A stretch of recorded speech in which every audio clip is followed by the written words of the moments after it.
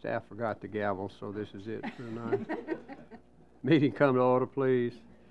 Roll call. Press your present button, please. And confirm. Well, that didn't work. Okay, but we put some batteries in it.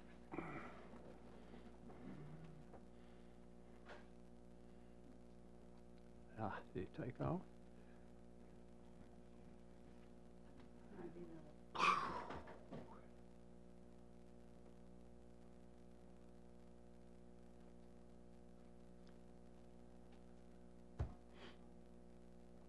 Is it flashing? We got one.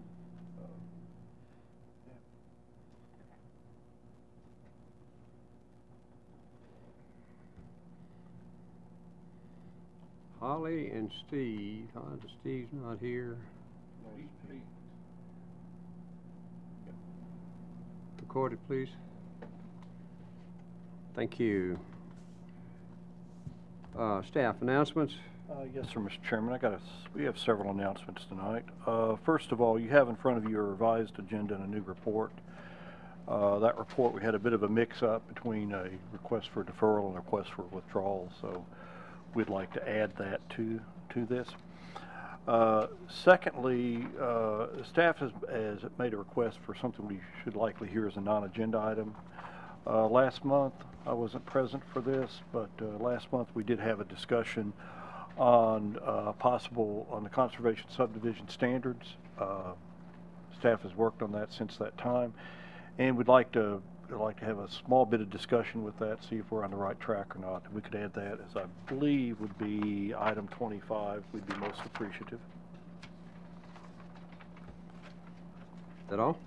Oh no, oh no. Okay. All right. We have two withdrawals. Item 13, Pine Creek Concept Plan, and item 14, Little Creek Concept Plan. And finally, I want to introduce someone to you all. We have a young lady here, fresh from Sanford University it is now, isn't it? Yes. Okay. Who is interning with us the next couple of weeks. Leslie, please. You can stand up, yeah.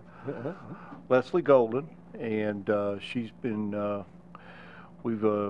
helping me out with a couple of projects, and we've also been taking her out, showing the wild world of planning, and she hadn't ran off yet. So we're most appreciative of her here, and we appreciate it. Where'd she go to school?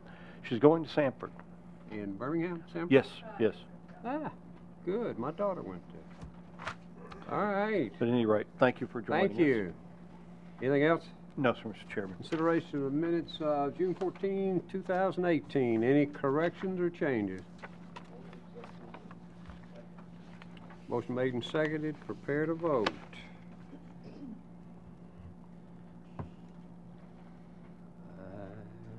Here we go. Record it. No, Don's still. There we go. Yeah, my bad. Motion carries. Thank you. Consideration of consent agenda. Anyone on the commission wishing to hear an item separate for discussion, please say so now. Otherwise, we'll take it as a whole. Anyone? Staff? Thank you, Mr. Chairman. We'll begin with item 3. Chardonnay, Section 4, maintenance bond for roads, drainage, and erosion control, $100,000. Recommendation, extended current amount for a period of 1 year. Item 4, Chardonnay, Section 5, maintenance bond for roads, drainage, and erosion control, $100,000. Recommendation, extended current amount for a period of 1 year. Item 5, Farms at Clovercroft, wastewater maintenance bond, wastewater area maintenance bond for wastewater treatment and disposal, $21,600. Recommendation, release the bond. Item 6, Kings Chapel, Section 3A, maintenance bond for roads, drainage, and erosion control, $126,000. Recommendation, extended current amount for a period of 1 year. Item 7, Kings Chapel, Section 4A, maintenance bond for roads, drainage, and erosion control, $110,000. Recommendation, extended current amount for a period of 1 year. Item 8, Lookaway Farms, wastewater area performance bond for landscaping, $18,920. Recommendation, extending current amount for a period of 6 months, and request that landscaping be installed prior to next review. Item 9, Lookaway Farms wastewater area performance bond for treatment and disposal system, $142,500. Recommendation, extending current amount for a period of 1 year. Item 10, The Grove, Section 5, maintenance bond for wastewater collection system, $47,430. Recommendation, release the bond.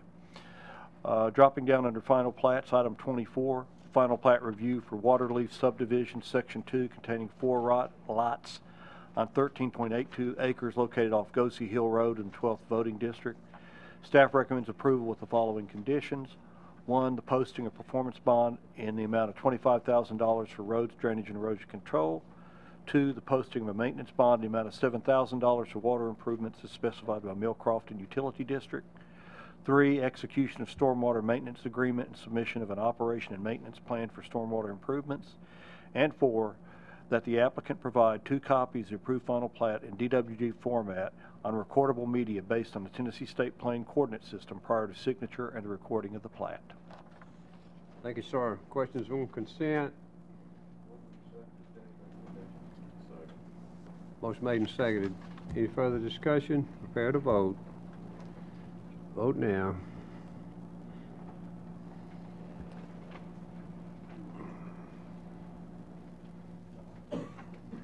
What's the matter with that damn thing? Record it. Motion carries. Any old business? Yes, Mr. Chairman. Yeah, my bad. Agenda item 11, final plat review for Stone Valley subdivision, large lot easement subdivision containing 5 lots on 53 acres located off Lewisburg Pike in the 2nd voting district. Staff? Thank you, Mr. Chairman. The subject property is approximately 38 acres in size and is located off Lewisburg Pike, approximately 1/4 mile north of Bethesda Duplex Road. The applicant is requesting approval of a large lot easement subdivision in order to create 5 lots off a new 50-foot ingress-egress utilities easement. The site slopes steadily upward from the road to the back of the property. Steeper slopes are located toward the front and in the rear of the property. There are also several streams running through the property. The property is open in the front and heavily wooded in the back and along the southern tier.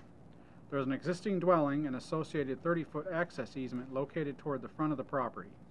Accordingly, the applicant must remove the house and vacate the easement prior to recordation of this plat in order to meet zoning ordinance requirements related to building setbacks and the distance between access easements. All zoning ordinance requirements, including those regarding the protection of natural resources, have been met. The applicant is proposing individual septic systems for the lots, and the Williamson County Department of Sewage Disposal Management has approved the request. The overhead power line must also be removed prior to recording of the plat due to required setbacks off septic areas. Water will be provided by the HB and TS Utility District, as no fire hydrants are proposed, and as none are currently located within 500 feet of the building envelopes. The building envelopes have been separated by 200 feet. The plat is in order, and staff recommends approval subject to the following. Number 1, the posting of a performance bond in the amount of $79,000 for water improvements as specified by HB and TS Utility District. Number 2, the existing house at the front of the property shall be removed prior to signature and recording of the plat. Number 3, the 30-foot easement at the front of the property shall be vacated prior to signature and recording of the plat. Number 4, the overhead electric lines shall be removed prior to signature and recording of the plat. Number 5, a notice of coverage issued by TDEC will be required prior to the signing of the plat. Number 6, a land disturbance permit must be obtained for the overall development. And number 7, driveway and drainage infrastructure must be complete prior to issuance of building permits. Thank you, sir. Any questions of staff? Comments? Motion made and seconded. Any further discussion? Prepare to vote. Vote now. Good grief.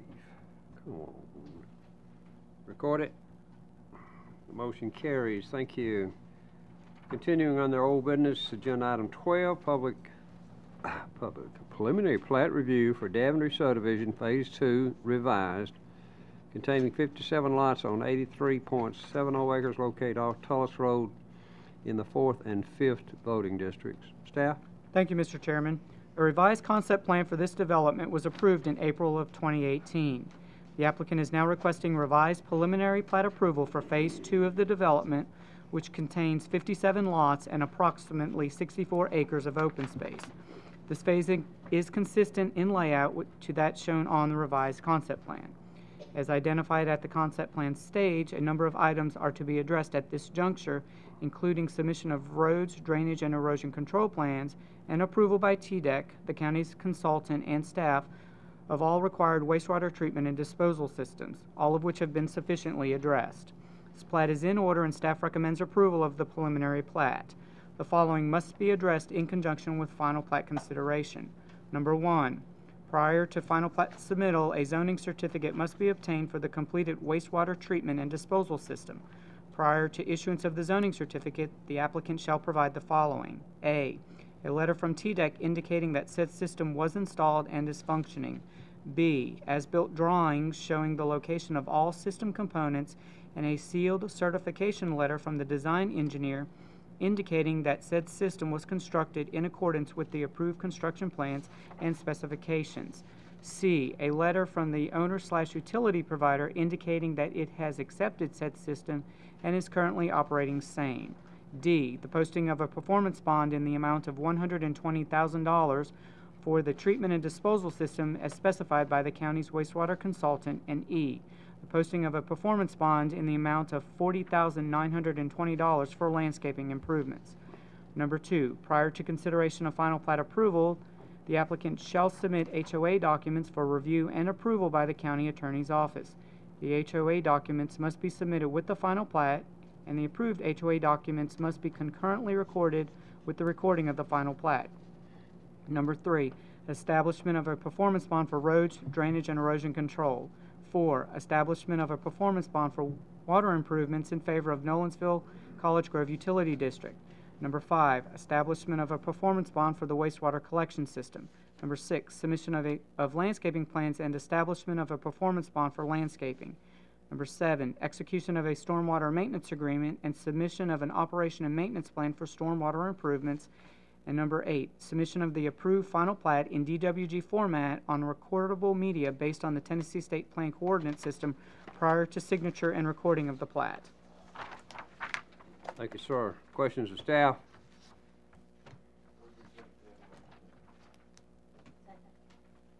Motion made and seconded. Any further discussion? Prepare to vote. Vote now. Record it. Motion carries. Thank you. Agenda item 13 has been withdrawn. Agenda item 14 is withdrawn. Under preliminary plats, agenda item 15, preliminary plat review for McDaniels Farm Phase 1 revised, containing 43 lots on 226.43 acres located off McDaniel Road in the 5th voting district. Staff? Thank you, Mr. Chairman. A preliminary plat for this phase of the development was approved at the November 2016 meeting. The applicant is now requesting revised preliminary plat approval in order to shift small amounts of open space in order to accommodate the movement of lots within Phase 2 of the development away from slopes between 15 and 25%. A revision to Phase 2 appears as item 16 on this agenda. The revised preliminary plat is largely consistent in overall layout with that depicted on the concept plan. It should be noted that a final plat for this phase has already been recorded, and this revision will create the need for a revised final plat for this phase to be recorded. The revised final plat will require the signatures of all lot owners within the section prior to the signature and recording of the revised final plat. Staff recommends approval of the revised preliminary plat. In conjunction with final plat consideration, the following must be addressed. Number 1, prior to final plat submittal, a zoning certificate must be obtained for the completed wastewater treatment and disposal system. Prior to issuance of the zoning certificate, the applicant shall provide the following. A letter from TDEC indicating that said system was installed and is functioning. B, as-built drawings showing the location of all system components and a sealed certification letter from the design engineer indicating that said system was constructed in accordance with the approved construction plans and specifications. C, a letter from the owner/utility provider indicating that it has accepted said system and is currently operating the same. D, the posting of a performance bond for the additional treatment and disposal components in the amount of $183,208. And E, the posting of a performance bond in the amount of $4,125 for landscaping improvements. 2, prior to consideration of final plat approval, the applicant shall submit HOA documents for review and approval by the county attorney's office. The approved HOA documents must be concurrently recorded with the recording of the final plat. 3, the signatures of all lot owners within this phase shall be required prior to signature and recording of the final plat. 4, establishment of a performance bond for roads, drainage, and erosion control. 5, establishment of a performance bond for wastewater improvements in favor of Millcrofton Utility District. 6, establishment of a performance bond for the wastewater collection system. 7, submission of landscaping plans and establishment of a performance bond for landscaping. 8, execution of a stormwater maintenance agreement and submission of an operation and maintenance plan for stormwater improvements. And 9, submission of the approved final plat in DWG format on recordable media based on the Tennessee State Plan Coordinate System prior to signature and recording of the plat. Thank you, sir. Questions of staff or comments? Motion made and seconded. Any further discussion? Prepare to vote. Vote now. Record it. Motion carries. Thank you. Agenda item 16, preliminary plat review for McDaniels Farms Phase 2 revised, containing 48 lots on 25.84 acres located off McDaniel Road in the 5th voting district. Staff? A preliminary plat for this phase of the development was approved at the August 2017 meeting. The applicant is now requesting revised preliminary plat approval in order to accommodate the shifting of lots away from slopes between 15 and 25%. This movement requires the shifting of small amounts of open space within Phase 1. A revision to Phase 1 was considered as item 15 on this agenda. The revised preliminary plat is largely consistent in overall layout with that depicted on the concept plan. So long as item 15 on this agenda was approved, staff recommends approval of the preliminary plat with the following conditions. In conjunction with final plat consideration, the following items must be addressed. Number 1, prior to final plat submittal, a zoning certificate must be obtained for the completed wastewater treatment and disposal system. Prior to issuance of the zoning certificate, the applicant shall provide the following. A letter from TDEC indicating that said system was installed and is functioning. B, as-built drawings showing the location of all system components and a sealed certification letter from the design engineer indicating that said system was constructed in accordance with the approved construction plans and specifications. C, a letter from the owner/utility provider indicating that it has accepted said system and is currently operating same. D, the posting of a performance bond for the additional treatment and disposal components in the amount of $183,208. And E, posting of a performance bond in the amount of $4,125 for landscaping improvements. 2, prior to consideration of final plat approval, the applicant shall submit HOA documents for review and approval by the county attorney's office. The approved HOA documents must be concurrently recorded with the recording of the final plat. 3, establishment of performance bonds for roads, drainage, and erosion control. 4, establishment of a performance bond for water improvements in favor of Millcrofton Utility District. 6, establishment of a performance bond for the wastewater collection system. 7, submission of landscaping plans and establishment of a performance bond for landscaping. 7, execution of a stormwater maintenance agreement and submission of operation and maintenance plan for stormwater improvements. And 8, submission of the approved final plat in DWG format on recordable media based on the Tennessee State Plan Coordinate System prior to signature and recording of the plat. Thank you, sir. Questions of staff?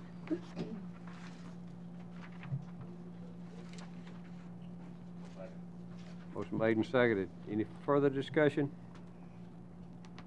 Prepare to vote.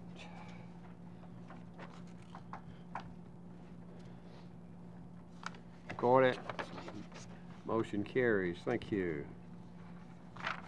Agenda item 17, continuing under preliminary plats, preliminary plat review for the Grove Phase 6 revised containing 90 lots on 65.23 acres located off of Wildings Boulevard in the 2nd voting district. Staff? Thank you, Mr. Chairman. A preliminary plat for this phase of development was approved at the April 2016 meeting. That plat contained 100 lots. The applicant is now requesting approval of a revised preliminary plat as the location of the lots have been slightly shifted and the total lot count reduced to 90. The plat remains consistent in layout with that depicted on the concept plan. The proposed layout contains minor changes associated with the configuration of roadways and building lots, which is typical at this stage of development.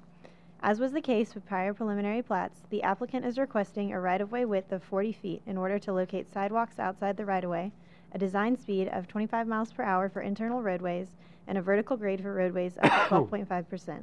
Staff is supportive of these requests. Staff recommends approval of the preliminary plat. In conjunction with final plat consideration, the following items must be addressed. Number 1, establishment of a performance bond for roads, drainage, and erosion control. Number 2, establishment of a performance bond for water improvements in favor of Millcrofton Utility District. Number 3, establishment of a performance bond for wastewater collection system. Number 4, submission of landscaping plans and establishment of a performance bond for landscaping. Number 5, execution of a stormwater maintenance agreement and submission of an operation and maintenance plan for stormwater improvements. And number 6, submission of the approved final plat in DWG format on recordable media based on the Tennessee State Plan Coordinate System prior to the signature and recording of the plan. Thank you, ma'am. Questions, discussion? Second. Motion made and seconded. Any further discussion? Prepare to vote. Record it. Motion carries. Thank you. Agenda item 18 under preliminary plats. Preliminary plat review for Stevens Valley subdivision, phase 5, containing 0 lots on 5.53 acres located off Pasquale Road in the 9th voting district. Thank you, Mr. Chairman. A concept plan for this development was approved by this body at the April 2016 meeting. The applicant is now requesting preliminary plat approval for phase 5 of the development. This phase only involves improvements to Pasquale Road, which runs in a north-south direction within this subdivision from the county line to just south of Natchez Bend Road. The purpose of this preliminary plat is to establish the revised public right-of-way, utility easements, and common open space along the roadway so that Nashville Electric Service can move forward with infrastructure design. No lots are included within this phase. The preliminary plat is consistent in layout and substantially conforms to the approved concept plan. This phase does not trigger any off-site roadway improvements beyond those previously implemented by the developer in conjunction with the previous phase. Staff recommends approval of this preliminary plat with the following conditions, which must be addressed in conjunction with final plat consideration.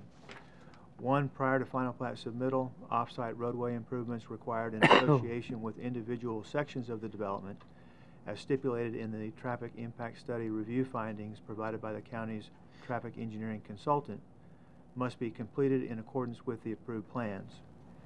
2, prior to submittal of a final plat for the section of the development that includes lots between Trace Creek and the Timberline subdivision, the specific method for ensuring emergency access must be installed and deemed operational by the county's emergency management department. 3, establishment of performance bonds for roads, drainage, and erosion control. 4, establishment of a performance bond for water and sewer improvements in favor of Harpeth Valley Utilities District. 5, submission of landscaping plans and establishment of a performance bond for landscaping, which shall include any bond required by the National Park Service related to the Natchez Trace Parkway reforestation plan. 6, execution of a stormwater maintenance agreement and submission of an operation and maintenance plan for stormwater improvements.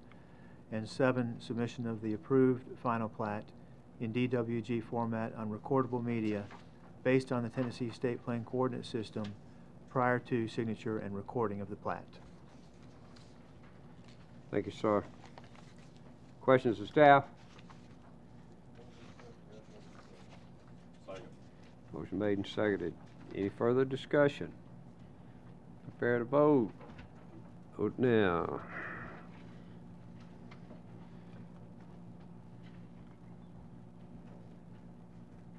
Record it.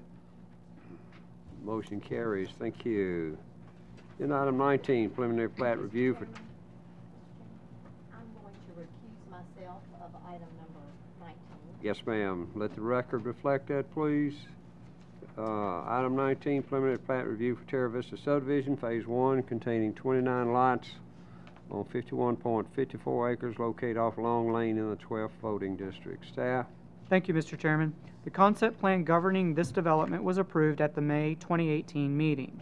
The applicant is now requesting preliminary plat approval for the first phase, which consists of 29 lots and approximately 31 acres of open space. The applicant has requested action on this item be deferred until the August 2018 meeting. Staff concurs with this request. Motion to defer. Prepare to vote. Vote now.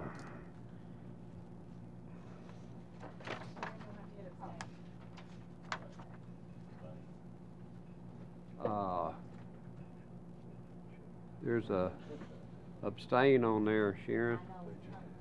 Is it working? You did it. Motion carries. Thank you. Okay, on to final plats. Agenda item 20, final plat review for McDaniel Estates, Section 1, containing 40 lots on 322.76 acres located off McDaniel Road in the 5th voting district. Staff? Thank you, Mr. Chairman. A preliminary plat for this development was approved at the October 2017 meeting, and the applicant is now requesting final plat approval of Section 1 of the development, which contains 40 lots and approximately 211 acres of open space.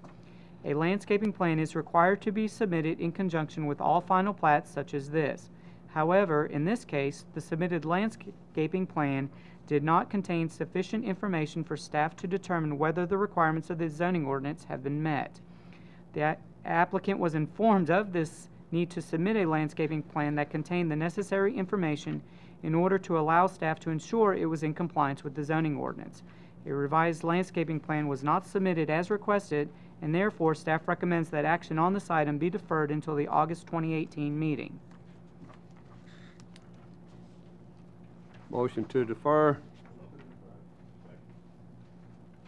Prepare to vote. Vote now.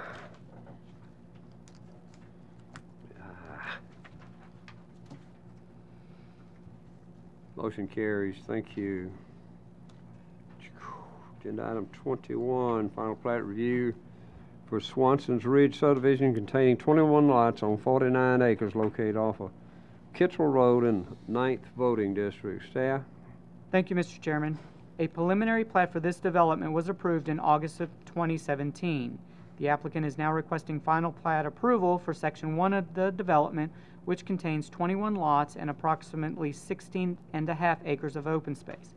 The applicant has requested action on this item be deferred until the August 2018 meeting. Staff concurs with this request. Defer again. Motion to defer.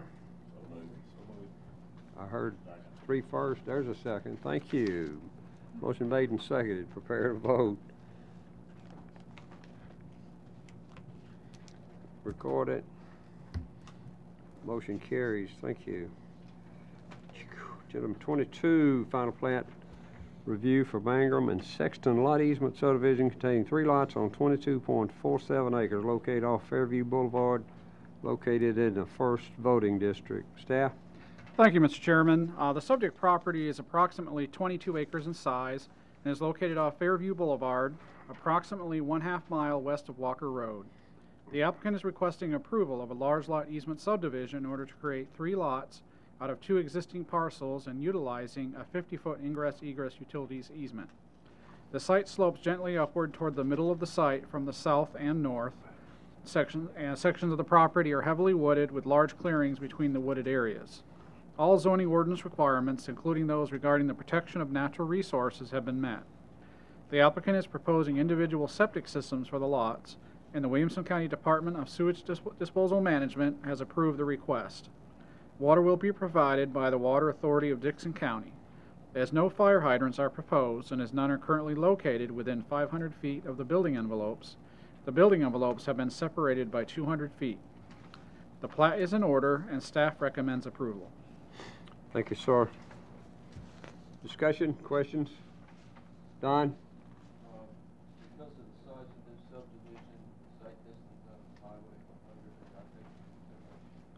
We got approval. I let TDOT took a look at it and approved the driveway location.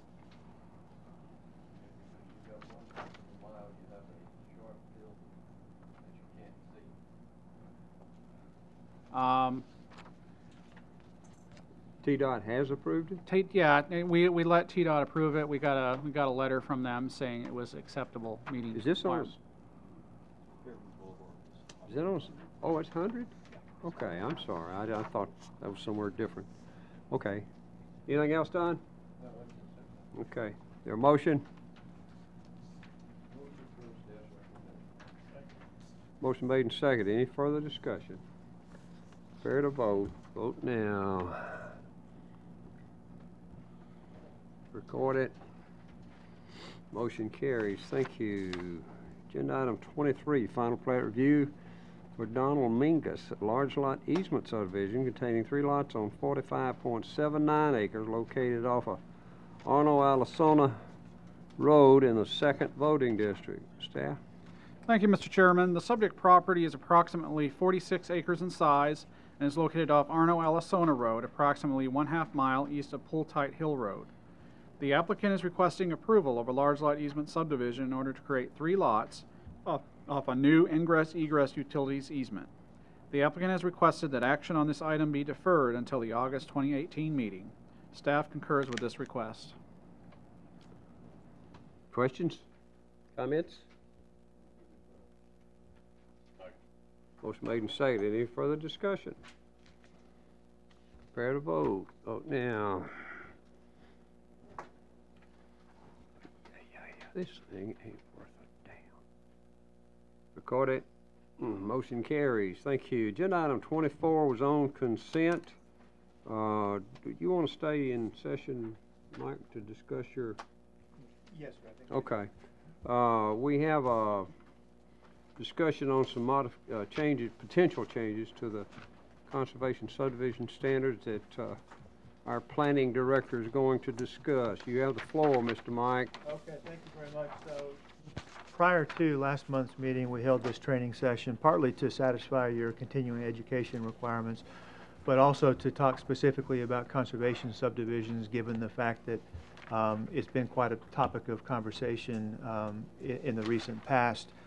So during this training session, we tried to highlight the issues that are commonly raised either by citizens or by you all or county commissioners related to conservation subdivisions. And then we also discussed some proposed language that we thought would address those concerns. So following quite a bit of discussion regarding those, you all asked us to write those up, not in the form of a text amendment yet, but at least in terms of how that language might be written within the context of the zoning ordinance for discussion at this meeting. Just real quickly, those changes, which we sent you in your packet, by the way, touch upon open space and how we deal with open space. Specifically, there's a suggestion that perhaps a certain percentage, we've thrown out 25% of the open space be on land that's not required to be protected by natural resources. We've also discussed additional setbacks from adjoining properties as well as from county roadways, and we're proposing a sliding scale based on the size of the lots that are involved in the conservation subdivision that's being proposed. And then finally, an increase in the setback from a non-traditional wastewater system disposal field and adjoining properties, increasing that from 25 feet to 100 feet. The specific language that we've drafted is before you and was contained in your packet. We'd love your feedback on it. We also have a couple of images. You asked us to, at least in a general way, talk about how some subdivisions that have been approved might have been affected or might have been done differently had these standards been in place, and we can get those images on the screen for you as well. Tonight? Yeah, in fact, Debbie, you want to get the first one up? Daventry?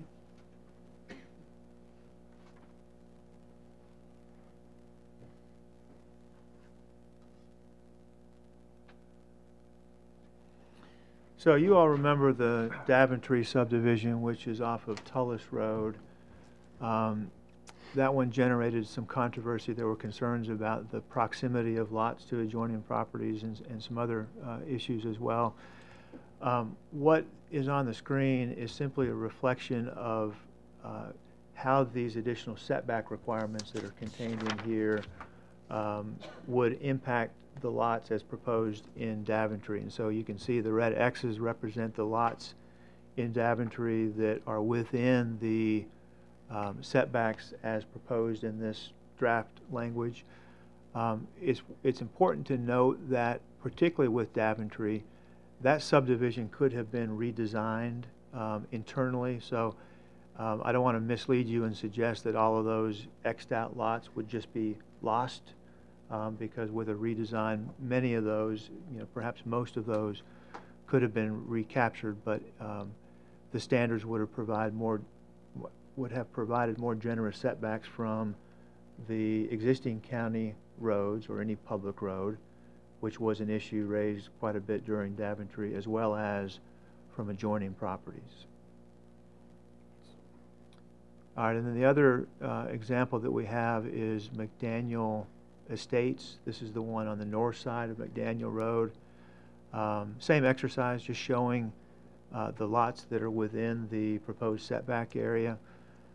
In this case, if the 25% additional open space that has to be unconstrained land was factored in, there may be some additional lots that they would lose. In this particular case, this was an unusual situation in that the vast majority of the open space was in floodplain. And so it might look a little bit different from this had that provision been in effect at that time. Oh, I'm sorry, you done? No, go right ahead. On 2, the open space strip, is that come out of the 25%? So number 2 would be just a flat requirement that they have an open space strip around the perimeter of the development equal to what's in this table. You'd also have to meet the requirements of number 1, the 25%. So it contributes to the 25%? In most cases, it would contribute to the 25%, and in many cases, it would get you to that 25% if you weren't there already. You mean because how extensive it might be? It just depends on, it'll be different from one site to another, but if within that 150-foot perimeter buffer, let's say, there aren't any resources that are required to be protected, well, all of that would contribute toward satisfying the 25% requirement. Okay. So in this case, the developer would lose 40 lots, basically 30 to 40. In this particular case, I think this shows 30, I don't remember, but 30 to 40, that's 30 I'm something counting, lots. so I'm just trying to figure it out. There were 210 lots within Right. this subdivision, and frankly, they're packed pretty tight within the area that's Right. not floodplain. And so, yes, in this particular case, there would be a loss of lots, I feel quite certain. So In do the we previous take case, in consideration of the floodplain, and you can pick up lots that you take the floodplain out and pick up lots? say that again? So the floodplain, you can't develop in that, but can you pick up lots? You got 100 acres in the floodplain. Can you pick up lots as open space in the floodplain, or is it's just a loss of lot? Our current program, you cannot develop those lots. That's correct. The But they current count system- against open space. Yeah. The floodplain area does. Right. Yeah. But what we're saying is that 25% of the open space requirement has to come from developable land, Right. not floodplain or not Right. hillside or stuff like that. Now, in this case, I'm sorry, in this case that's on the screen, if you take out the areas that are Xed out and in red. That's probably That would 25%. provide a significant amount of open space that's not constrained. And so would it get you to the 25%? I don't know. It would be really difficult to do that analysis, but it would get you pretty far down the road. But under our current zoning, the guy can develop it like this. Correct. In our new zoning, he's gonna lose 30 to 40 lots, correct? In this particular example, I would say that they would have been able to develop fewer lots. That won't always be the case. It's Right. gonna vary quite a bit from site to site. Because the first one lost 26, I Right. think is what I counted, but like you said, it possibly could have been reconfigured to not lose that. Exactly. I feel like the first one may not lose any lots. It would just result in a better move- development yeah. from the perimeter standpoint. Right. Thoughts? Mr. Sanders? Some of the setbacks I don't really have a problem with if the configuration makes you lose some lots, but just throwing 25% of usable land looks to me like is a waste of your resources. Especially in a case like this where you already have a whole lot of unusable land, and then you're gonna require 25% of the usable land to be set aside is, to me, not efficient. You know, I understand your point. You know, just as an observation, the way it seems to be operating is the conservation subdivision, as it's currently structured, encourages the development community to buy very difficult, problematic sites with lots of floodplains and other things, because we allow you to put that into your open space. Now, generally, it affords nothing to make it look like rural character, and it didn't here. It's over on the other side of Never Never Land. I'm not sure I would agree with you that it's not better to put that open space up there than it is to put it back in on the other side of the hill somewhere where nobody can see it except maybe the people in the subdivision who walk on it occasionally. Are you saying that you don't agree with like the houses on the road? Those lots being taken away? No, I do. Yeah, okay. Yeah, Make I sure. do. I agree with that He was because, saying that's a bad use of, as I understood you, correct me if I'm wrong. Usable land, if Usable you're not land. using usable land, That's correct, I understood that. Yes. But Mhm. usable land, in a lot of the cases, we need the buffering, whether it's usable or floodplain or whatever up there, from the neighbors, from the septic system, or the treatment system, from the road. And that's what I think you got a good start here, Mikey. I'm not sure I can tell how good this is going to work from looking at these. I'm trying to think if there's another way we could do this to test it, so to speak, before we draft it. You got any ideas? How many of these do we have in the last 3 or 4 years? Every one of them.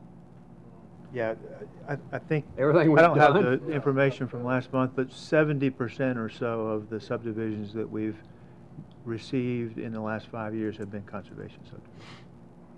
And if they're not, they're what, large lot? Or traditional subdivisions on septic with acre lots.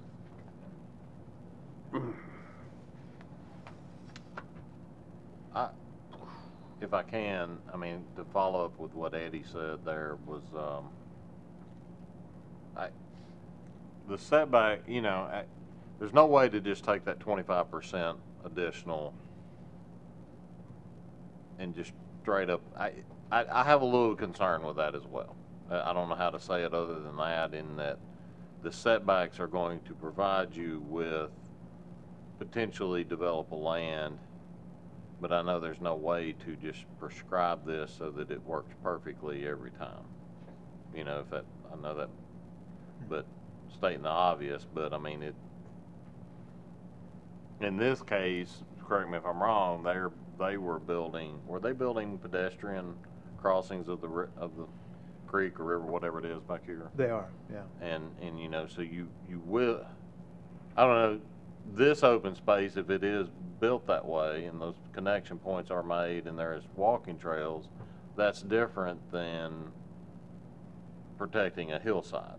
You know, I mean, to me, a hillside you can't go play baseball in with your kids or fly a kite, but you can in this, I guess is what I'm saying. And so I don't know if I have any solution for that, but you know, I do, the setbacks do provide you that buffer in the front and stuff, but then to throw on top of that, and if you hadn't met that 25% of your open space requirements, to take more of that land, I don't know if that, and just may take a little more thinking or studying on it. Sammy, I think I'm going back to what kicked us off, and part of it was some of my comments, I suppose. We are attempting to make these high-density subdivisions out in the boondocks a little more rural. And you can do that visually with the space. And I think that's why I like the spacing, either from your neighbors, from the road, from the whatever, that visually improves the look of quarter-acre lots in the middle of the boondocks. And how do you accomplish that? Any other way? I'm open to ideas. I will say that the setback provisions are probably more effective at what you're trying to accomplish than the 25%. And just to throw something out there, you said, how can we test it? One way would be to implement the setback requirements and the wastewater requirement.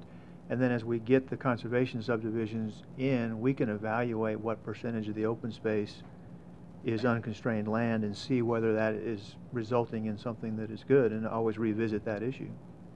Well, I think, how many times have we had neighbors come in of these subdivisions and they're really upset because the subdivision, the homes are going to butt right up against their property. So I like the setbacks away from the neighbors, and I personally feel like we're the county, we're rural, we're trying to keep that character, and having houses like, you know, you turn into the subdivision and they're boom, boom, boom, like McDaniel's is currently. I mean, I live out that way so I can drive by and see it. I mean, you drive in and they advertise really large lots, but you drive in and they're right there, boom, boom, boom, and there's no ruralness about that. There's no conservation to me about that when you drive in and you see houses right there on top of each other.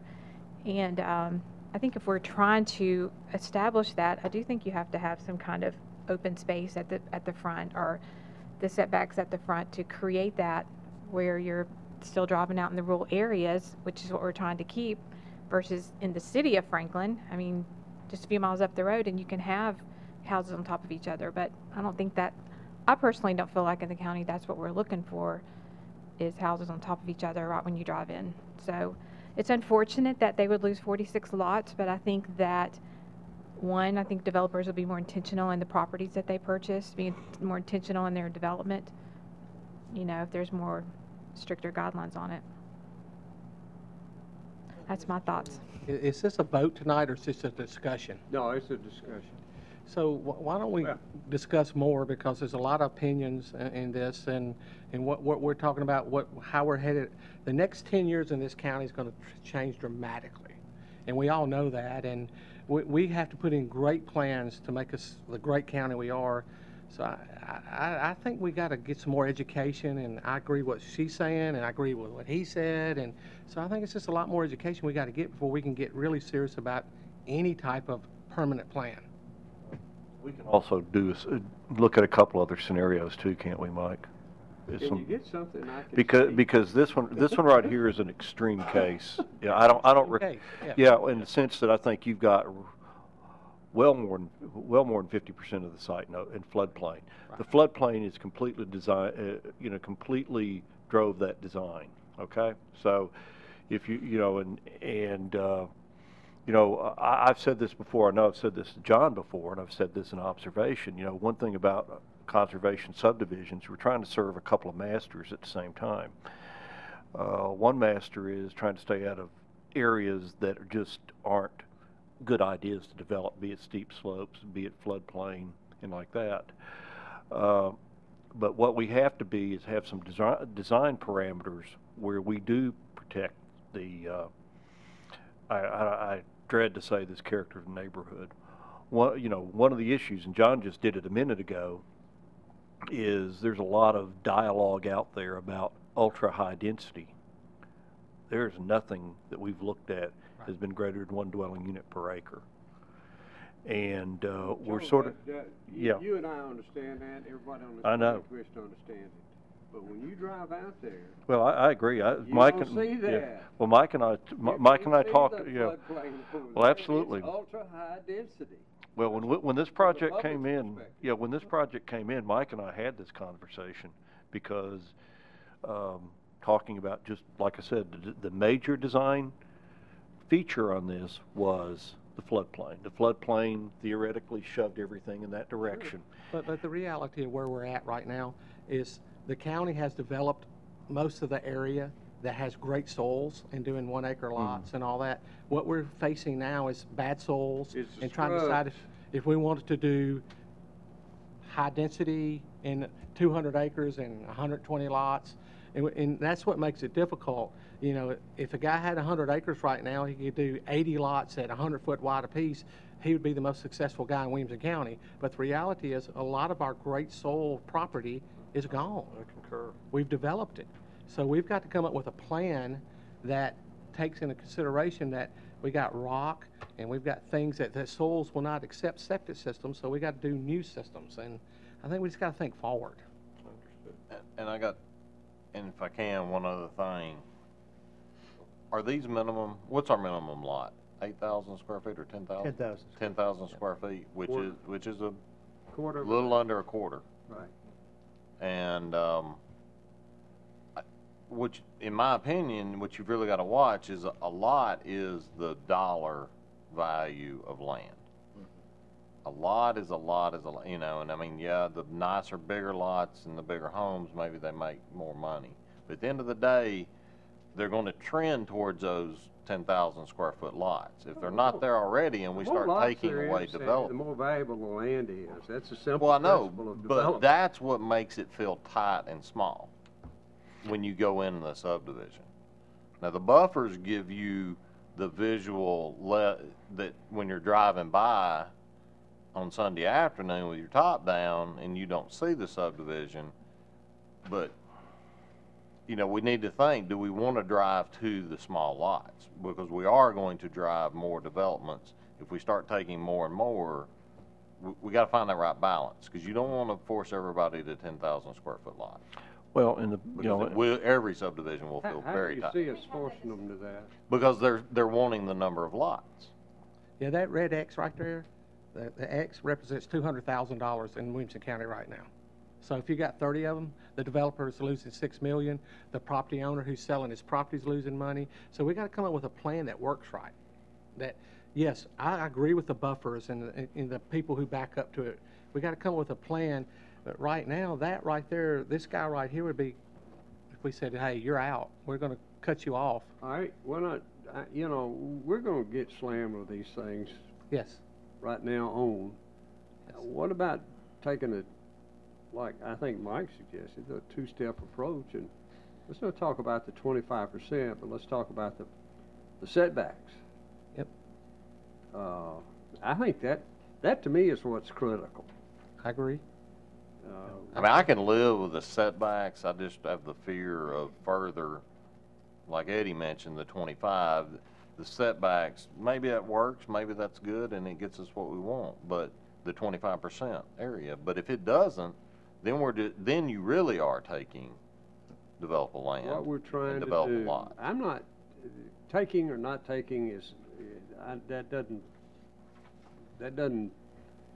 mean anything to me. What means something to me is to make the lot look a little more rural than jamming them up on the road or jamming them up against your neighbor or whatever. I so. think you asked the question last month that I've give a lot of thought to, that I don't know that, and of course everybody has a different opinion of what rural character is, and I don't know that you can make a subdivision with a rural character.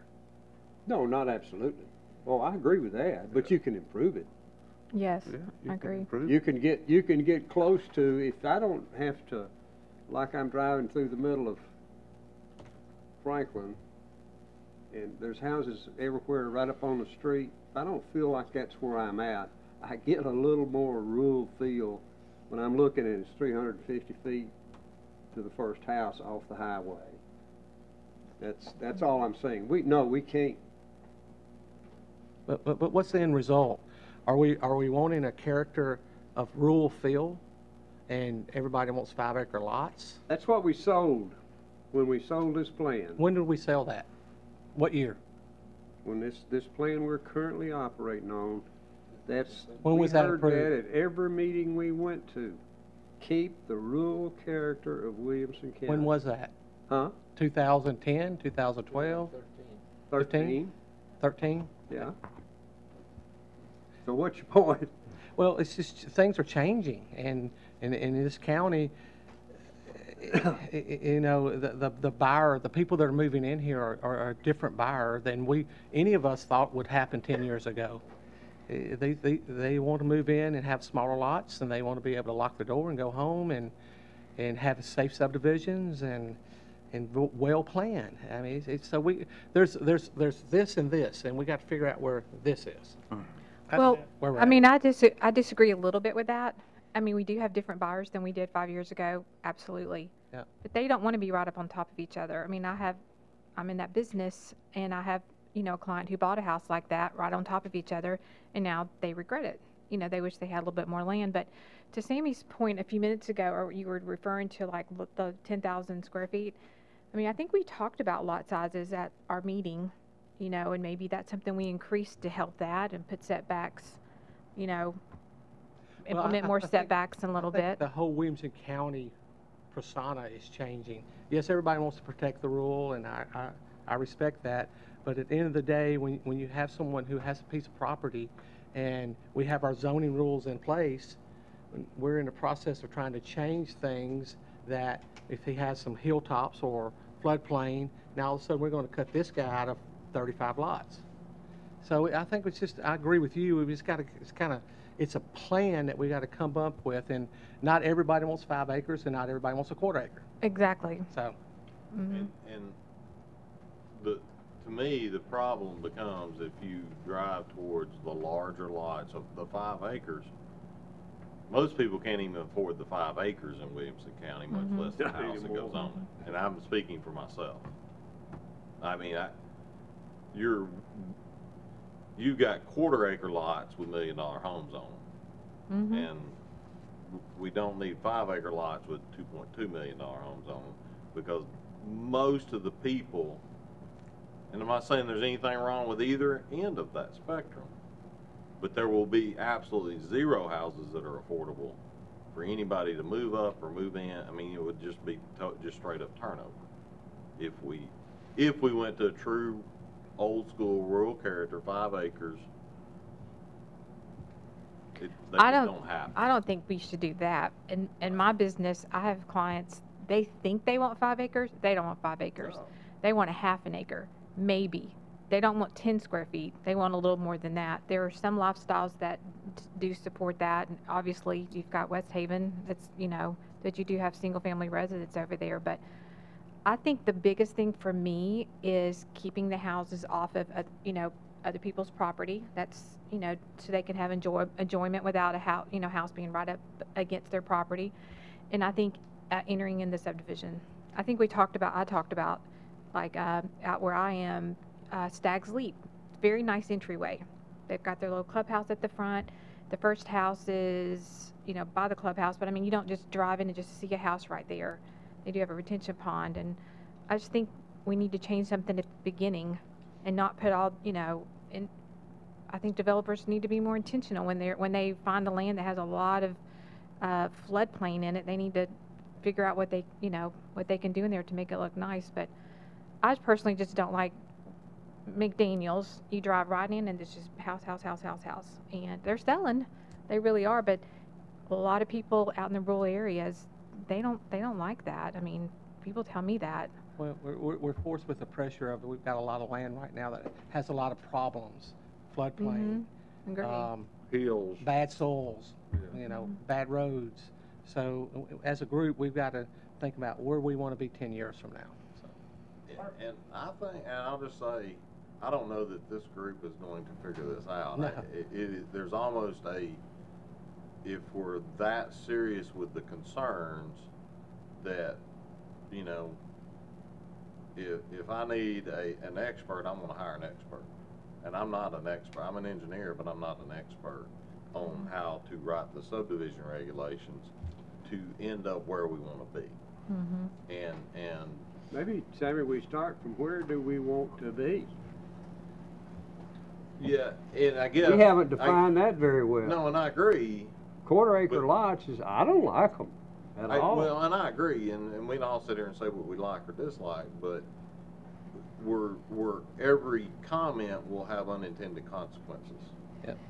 And result in the need, the market's going to demand the price of the house, the size of the house, and we're going to end up with, you know, you may end up thinking, hey, we're going to do half acre lots, and you know, we're going to do these big buffers and everything, but you know what? They may have half acre lots with that are 90% full of house. That are what? 90%, a massive house on a half acre lot, they're not going to be 90%. But you see what I'm saying? They're going to put a massive house on it, and it doesn't matter if it's a half acre or quarter acre, they're going to be 10 foot away. It matters between the side yard setbacks. And yeah, but see, that's what I'm getting at.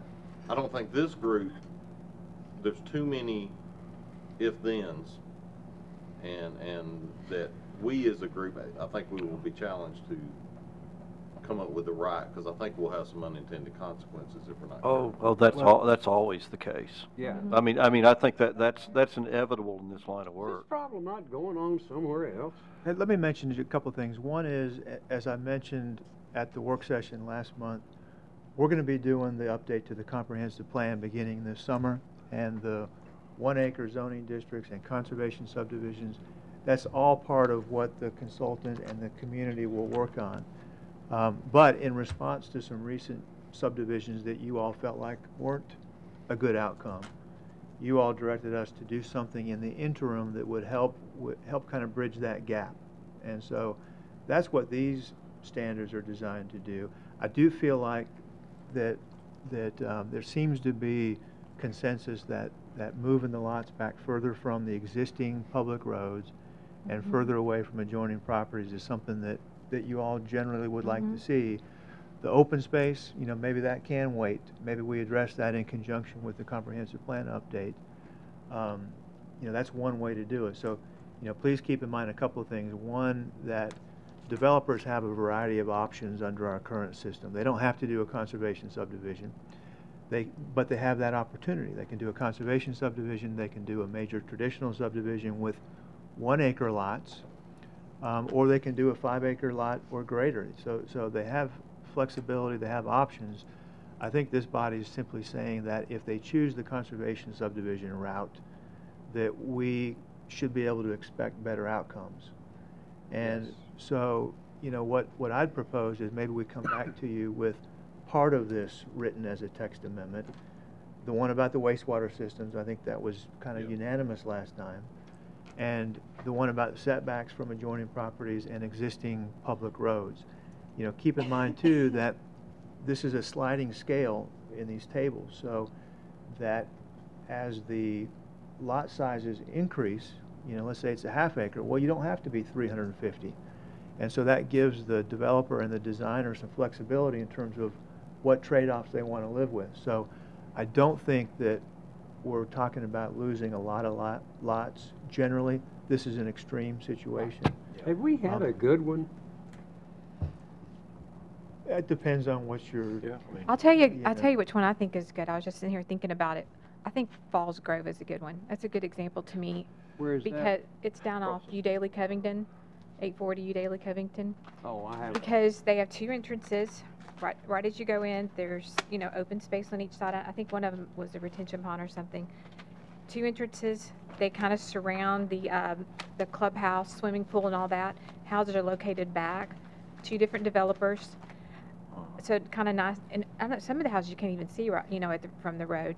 The smaller houses that we were talking about on the, you know, kind of compiled in there, they're back. You don't even see those.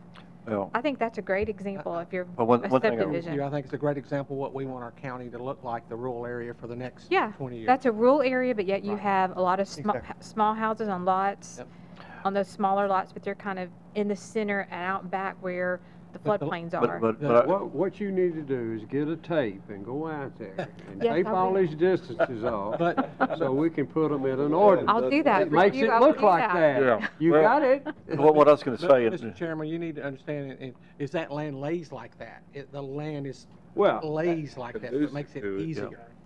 we're I not don't know so gonna much see I'm 1 not, acre. I'm not so much sure of that. I mean, whoever worked on that might could speak Yeah, it what- a little bit what better. zoning was that? Was that a conservation easement? Falls Grove, now be careful, Falls Grove came under the old ordinance, and under the old ordinance, it was a 3/4 lot minimum, and I think 50% open space.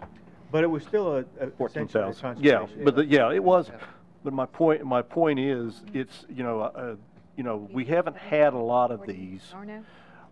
since we adopted the zoning ordinance 2019. And, it's kind of funny, there's a couple of values that seem to be going on with the designs we are seeing. First of all, everything is almost like a septic subdivision. Everything's being designed back from the drip fields. You're not gonna see a Yeah. 1 acre subdivision. No, well, I'm saying, but hear me out. It's being designed back from the drip fields, and so the drip fields are, and we've seen that where the drip fields are dictating where the, where the lots are going to be. Yep. And, that may not be the best of outcomes, Well, I think we've got to really work on this. As we've seen, between now and 2040, this county's going to double in size, so we need to be smart and figure out what's great for our county. Okay. But, could I say something? In 2013, when we went around in public area and these new conservation subdivisions were coming in, every graft we saw and every picture we saw, they were small lots that were in the interior, and they were away from the main drag. They set in there everyone set by itself. And since we've done that, the developers have moved the houses out to the road from what the people originally thought these subdivisions were going to be. They were going to be song small. I've been singing for about a month now. Yeah. But I mean, they were small lots. We can't get away from them. And that was the seller for the developer. He could develop on small lots, but they were in the interior of the subdivision where you couldn't see them for the road. But this What goes we're back to talking my- about now is exactly what was supposed to happen to begin with, and we've got away from it. Well, this goes back to my statement earlier about trying to serve too many masters at the same time. Because part of the issue is we're taking a site and saying, okay, guys, this is verboten. You have to stay out of the floodplain. And so that pushes you one way. And then the new thing you have is, oh, you can't put the drip field just anywhere, so it's got to go somewhere. And so you end up with, I'll be honest, a couple of these last ones I've seen, the quality of, the lots have come in third place to the quality of the lots have come in third place. Yeah. Part of Mike's explanation was that these new setbacks, you might be able to gain a large portion of your 25% with the setbacks. What if you did a sliding scale on the 25%, and if you have sites that the protected areas are in your setbacks and you can't count that, you have a sliding scale so you don't lose a large portion of the heart of your developable lot after your setbacks are taken, so you don't have three things that are restricting and reducing your developable area. I know what you're trying to get to, but I'm not sure how you.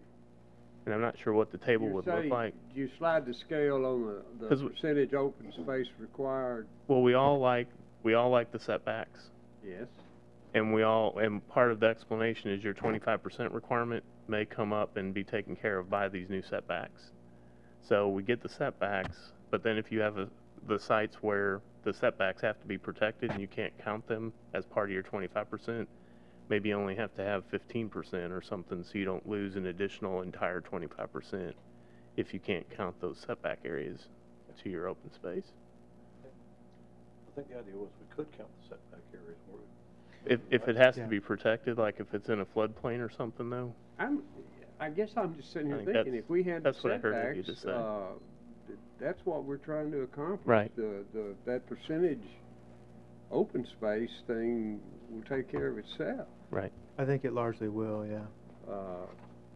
And I think especially if we're talking interim, I think we move forward with looking at this as text amendments next month based on For the setbacks. setbacks, Yes. And Yeah. not, because this is interim, and let's see where that takes us over the next months. good idea. Can we It's have a a good motion? first step. Can we have a motion to that effect, Sammy? I would so move that we Yeah. move forward with text amendments reflective of the setbacks. The setbacks for Noted. septic, for roads, and for neighbors, Correct. Yeah, Yes. 2, 3, and 4. okay? And for now, avoid the open space. So the motion is to draft the reg amendment to do that. Second. And could we add in there to have to continue investigating as far as the open space? Don, I don't think we get anywhere. We've had this discussion 3 or 4 times. No, what I I'm think what what I'm Mike saying said- is go ahead with the text amendment and do what you're saying as far as the setbacks, Yeah, but staff continue Continue to to look at, and let's continue to discuss the open space. Not put it in this one, Oh, I but not understand. drop the issue. well, I think you and I are going at this from the same direction, and Mike said it, we're fixing to do another round with plans. We need some pros. Yeah. PJ said it, we need some pros to tell us. Yeah. What are they doing elsewhere to overcome this? Because I don't know. Let's go on with the text amendments. Did we get a second on that? Well, I got a Yeah. motion on the Second. floor. Any further discussion? I'm good. The motion was for 2, 3, and 4 to be drafted, That's correct? correct. Yeah. Second. Any further discussion? We're not on the board. All in favor say aye. Aye. Opposed, no. The motion carries. Thank you. You'll draft that for next meeting? Yes, sir. Good. Motion to go home. Motion to go home.